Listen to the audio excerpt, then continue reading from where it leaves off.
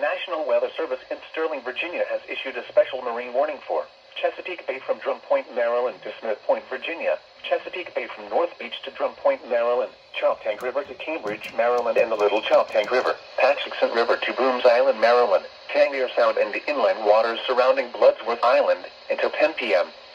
At 8:57 p.m., strong thunderstorms were located along a line extending from 8 nautical miles east of Oak Street to near Flag Harbor, moving east at 40 knots. Hazard, wind gusts 34 knots or greater and small hail. Source, radar indicated.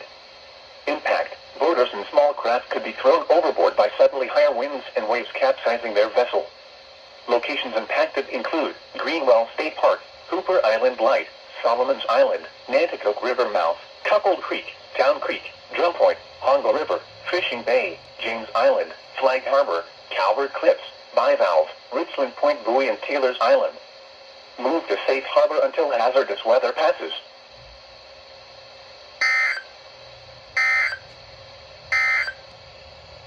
For the following areas,